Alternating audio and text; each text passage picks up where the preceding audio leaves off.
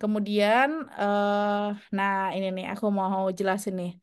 Boleh nggak kalau nggak pakai bimbingan mentor? Mungkin banyak teman-teman kan yang kayak ngapain sih pakai mentor? Gue bisa juga kali daftar sendirian. Nah, sebenarnya tuh jawabannya boleh apa enggak?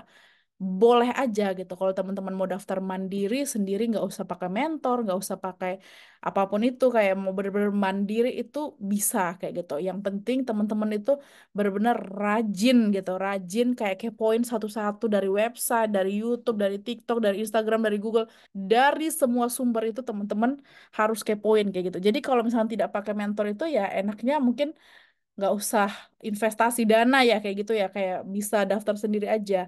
Tapi kalau misalkan teman-teman pakai mentor itu biasanya lebih terarah. Kenapa sih harus pakai mentor? Karena kalau mentor itu dia sudah punya pengalaman, daftar beasiswanya dan juga kuliah di negara yang kalian tuju yaitu Turki kayak gitu. Nah, jadi kalau misalkan pakai mentor dia bisa lebih arahkan, misalkan nih contoh-contoh. Nanti kan teman-teman pasti bingung, ih nanti aku daftar kampus mana ya?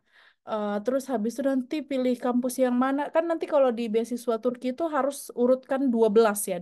Bisa pilih 12 kampus, 12 jurusan dan mengurutkannya itu sesuai prioritas. Nah, nanti pasti teman-teman bingung kayak nanti cara ngurutinnya gimana kayak gitu ya. Baiknya dari mana dulu nih? Apakah dari kota paling besar, apa kota paling kecil, kampus dan jurusannya dan lain sebagainya. Nah, nanti kalau teman-teman punya mentor, enaknya itu nanti bisa diarahkan.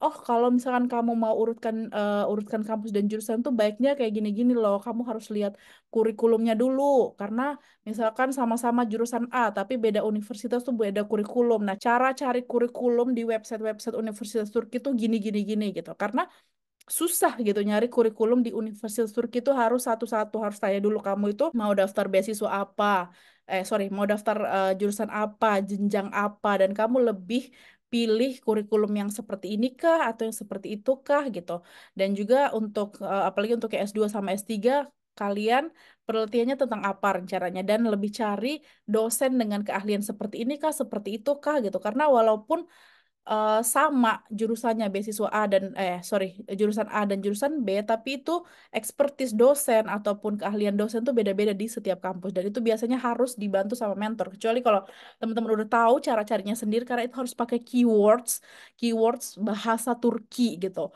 nanti harus dipersonalize satu-satu untuk kamu ini ya keywordsnya untuk kamu ini ya keywordsnya kayak gitu dan harus share screen seperti ini kayak gitu jadi kalau teman-teman sudah bisa cari sendiri ya udah deh aku cari sendiri aku hubungin dosen sendiri aku urutkan kampus sendiri ya udah nggak apa-apa nggak usah pakai mentor juga kayak gitu tapi kalau misalkan pakai mentor enaknya nanti bakal dibimbing kayak gitu kalau kalian tanya apakah kalau untuk cari ini gimana untuk cari ini gimana karena di Turki itu dia sistemnya agak beda gitu sama di Indonesia contoh paling dasar aja ya untuk mencari nama jurusan ya karena kan Turki itu pakai kurikulum European Union ya, Uni Eropa ya.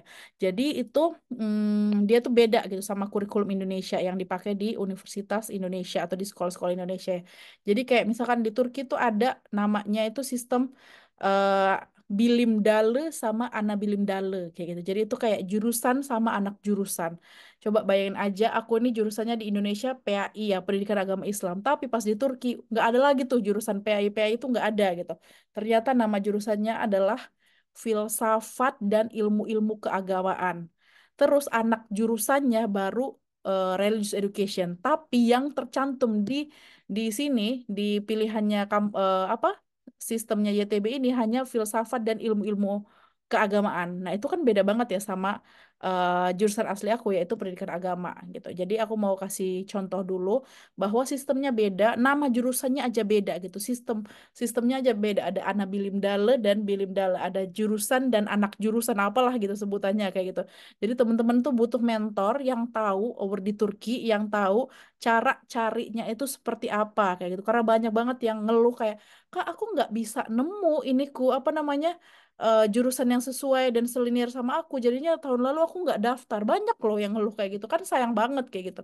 Padahal kalau teman-teman punya mentor bisa dijelasin. Aku juga bisa jelasin cara-caranya tuh gini gini gini gini gitu.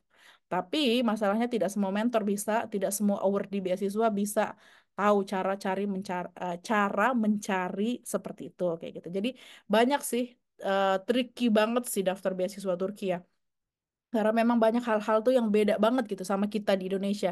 Kayak dari nama jurusan, dari cari kurikulum, cari dosen, cari kontak dosen dan lain sebagainya macamnya itu semuanya itu butuh butuh apa ya? Butuh pengalaman gitu kayak untuk cara cari kurikulum harus pakai keywords bahasa Turki.